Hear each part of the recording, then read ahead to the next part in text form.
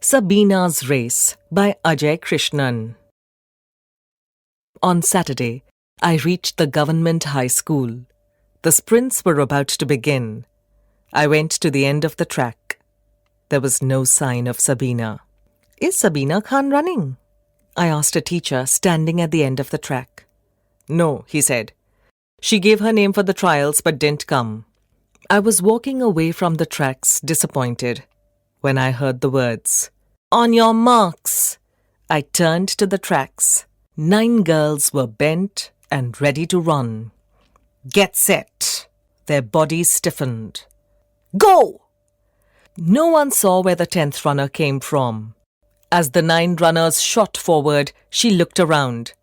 Finding no empty track, she stepped out, beyond the tracks and into an imaginary track on the grass. She began to run. As she ran, her black burqa billowed behind her like a thick black cloud of smoke. The other girls were now already well into the race.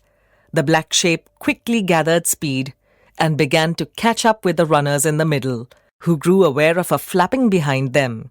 They gaped as she caught up with a few smooth strides, moving steadily closer to the 2 leading runners. Her elbows stuck out too far from her body, and she ran barefoot. By the 50-meter line, the black shape was at par with the 2 leaders. The crowd watched in silence. Then, the runner broke away.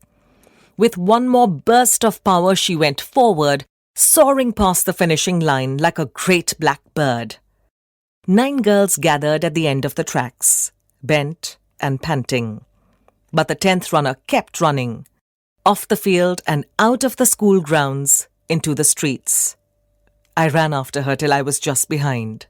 "Sabina," I said. She turned. I went closer and raised her veil over her head. She didn't stop me. Her face was gleaming with sweat and excitement. "I ran," said Sabina, still panting for breath. "You won," I said, and embraced her. She was shaking in my arms. "Are you laughing or crying?" I said. "Both," she said. And indeed, there were tears streaming down her face. Her body was racked with wave after wave of laughter. Then she pulled away, and I caught a last glimpse of a smile before the veil slipped down her face.